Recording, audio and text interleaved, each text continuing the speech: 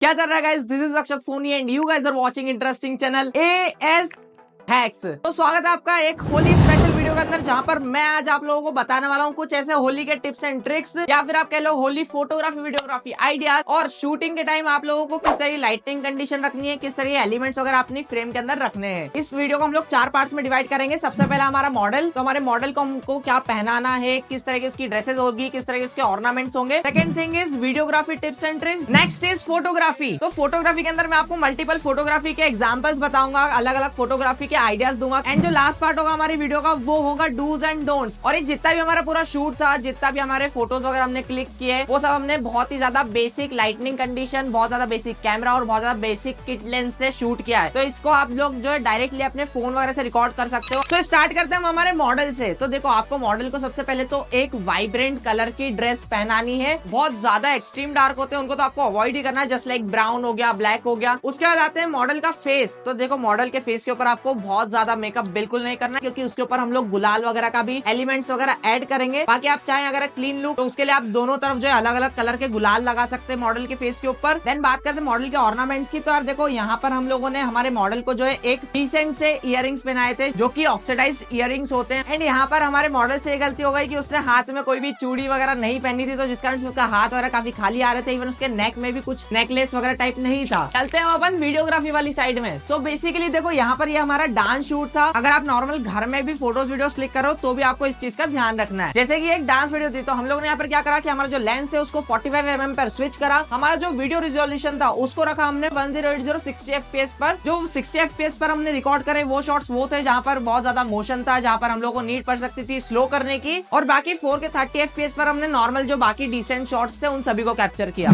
जो पूरा का पूरा एक हमारा डांस रिकॉर्ड होना था, उसको हम लोगों ने पहले एक पूरा वाइड एंगल पर शूट कर लिया। वाइड एंगल मतलब जहाँ पर हमारा जो मॉडल है वो पूरा दिख रहा है। फुल बॉडी शॉट्स लेने के बाद में हम लोगों ने कैप्चर किया उसी डांस को थोड़ा क्लोजअप में। कथक वीडियो थी, तो यहाँ पर क्या हुआ कि हमको फेशियल एक्सप्रेशंस पर ज्यादा फोकस करना था। क्लोजअप शॉट्स वगैरह हो जाने के बाद में हम लोगों ने लिए हमारे इसेंशियल एलिमेंट्स वाले शॉट्स। जैसे कि इसका घाघरा बहुत ज्यादा घूम रहा था, तो हम लोगों ने क्या करा, एक अच्छा सा फॉक वाला इफेक्ट देने के लिए स्पेशल शॉट्स रिकॉर्ड किए। उसके बाद कई सारे इसेंशियल शॉट्स थे, कई सारे सिनेमैटिक शॉट्स थे, जो कि मैंने सोचा कि हम ले लेते हैं। सिनेमैटिक शॉट्स लेने के लिए हम लोगों ने क्या करा, जैसे कि हम लोगों ने थोड़ा सा फोकस स्विचिंग वगैरह शॉट्स हो गए। ऐसे ही आप अलग अलग एंगल से थोड़े सिनेमैटिक शॉट्स वगैरह लेकर ट्राई कर सकते हो। बात करते हैं हमारी वीडियो की लाइटनिंग कंडीशंस की। तो आपको शूट करना है गोल्डन आवर में। जब हम इस वीडियो को रिकॉर्ड कर रहे थे, तब जो सन था वो हमारी मॉडल के थोड़ा सा एकदम टिल्ट एंगल पर था। ऑलमोस्ट लगभग आप 30 डिग्री का एंगल उसको मान सकते हो। अब चलते हैं हमारी वीडियो के थर्ड पार्ट पर, जहाँ पर मैं आपको बताऊंगा कुछ फोटोग्राफी टिप्स एंड ट्रिक्स और साथ ही साथ कुछ फोटोग्राफी के अमेजिंग आइडियाज। सबसे पहले जो हम लोगों ने फोटोज क्लिक करे वो थे बस्ट शॉट वाले फोटोज। बेसिकली जहाँ पर हम लोग कंटिन्यूस टेक्स वगैरह ले सकते हैं, कंटिन्यूस हमारे फोटोज जो है क्लिक होते रहते हैं। जैसे डांस वाला शूट था, तो हमने क्या करा कि मॉडल को कहा कि भाई तुम घूमो।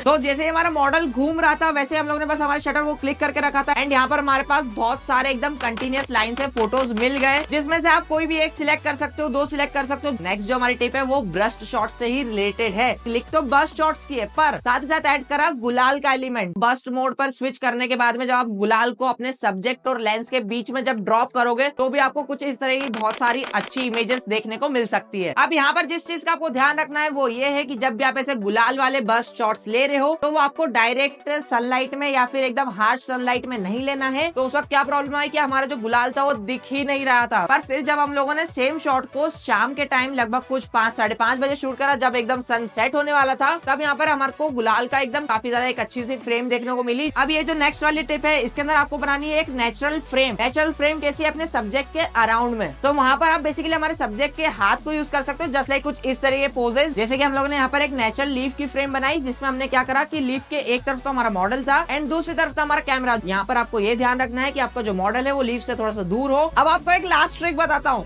जब भी आप फोटो ले रहे हो अपने सब्जेक्ट का, तब आप कोशिश कर रहे हो कि उसके जो थोड़ा सा पार्ट है उसके ऊपर शेडो आ रही हो फेस पर, और जो बाकी थोड़ा सा फेस का पार्ट है वहाँ पर अच्छी लाइटनिंग आ रही है, जिस कारण से एक बहुत ज्यादा अच्छा और सिनेमैटिक लुक आपके मॉडल का यहाँ पर निकल सकता है। तो आपको बताता हूँ एंगल्स कौन कौन से आप ले सकते हो। सबसे पहला, आपका जो फुल बॉडी पोर्ट्रेट जो आप लेने वाले अपने मॉडल का, उसको आप लो एंगल से ले सकते हो, जहाँ से आपका जो मॉडल है कुछ ऐसा डायगोनल तरीके से आपकी फ्रेम के अंदर दिख रहा हो। देन क्लोजअप शॉट्स के लिए आप मॉडल के आई लेवल को यूज कर सकते हो या फिर नेक लेवल को। और अगर आपको एक्सट्रीम डेप्थ अपने फोटो के अंदर दिखानी है तब आप जो एकदम टॉप वाला एंगल हमारे आई लेवल से ऊपर वाला जो होता है वहां से आपको फोटो क्लिक करनी होगी। बात कर लेते हैं अब डूज एंड डोंट्स की।